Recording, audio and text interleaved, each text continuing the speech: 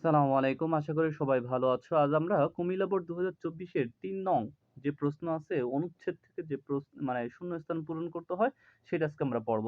আচ্ছা, কুমিল্লা বোর্ড ২০২৪ এর ৩ নং প্যাসেজটা কি আছে? Fish population. আচ্ছা, তোমরা আমার প্লে লিস্টে দেখবা ফিশ পপুলেশন আছে। ওইটা সম্পূর্ণ পড়বা, তারপরে এই টপিকসটা একটু পড়ার চেষ্টা করবা। তাছাড়াও পারবা। কি বলছে একটু দেখি আমরা। It is learned from the passage that global warming is হ্যাঁ increasing a great threat to fish population. It is learned from the passage অনুচ্ছেদ থেকে এটা জানা গেছে that যে গ্লোবাল ওয়ার্মিং যে বিশ্ব উন্নয়ন ওয়ার্মিং দেখো that global warming is increasing a great threat to fish population. এখানের কি অর্থ দাঁড়াচ্ছে? অনুচ্ছেদ থেকে এটা জানা গেছে যে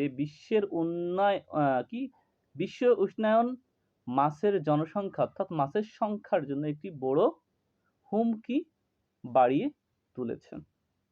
আমি আবার বলতেছি, ইট ইজ লার্নড, এটা আমাদের শিখাচ্ছে ফ্রম দ্য প্যাসেজ, এই প্যাসেজ থেকে, দ্যাট যে গ্লোবাল ওয়ার্মিং কি বিশ্ব উষ্ণায়ন ইজ ইনক্রিজিং বিশ্ব উষ্ণায়ন কি করতেছে? বৃদ্ধি করতেছে।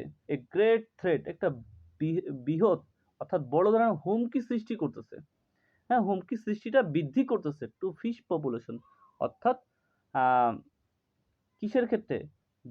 মাছের জনসংখ্যার উপর, অর্থাৎ মাছ কিন্তু এখন বিলুপ্ত হয়ে যাচ্ছে, মানে কি মাছের প্রজাতি কমে যাচ্ছে আস্তে আস্তে, দেখো এই কারণেই। তারপর বলছে কি সি নাম্বার, দেখো সি নাম্বারের উত্তর হলো ডিউ টু অর্থ কারণে, ডিউটি অর্থ কি কারণে, ডিউ টু গ্লোবাল ওয়ার্মিং খাদ্য due to global warming food production oxygen and supply in water decrease. তাই তো, এর অর্থ আসতেছে বৈশ্বিক উষ্ণতার কারণে খাদ্য উৎপাদন, অক্সিজেন এবং পানির সরবরাহ কমে যায়। অ্যাজ এ রেজাল্ট, ফলশ্রুতিতে সাম ফিশ মে বি এক্সটেন্ট, অর্থাৎ ফলশ্রুতিতে কিছু মাছ বিলুপ্ত হয়ে যাচ্ছে। কথা বুঝাইতে পারছি? হ্যাঁ, দেখো অ্যাজ এ রেজাল্ট এখানে একটু ভুল আছে নাকি?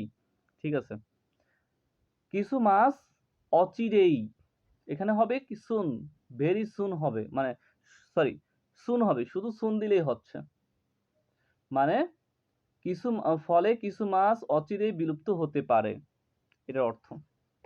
আশা করি বুঝতে পারবা।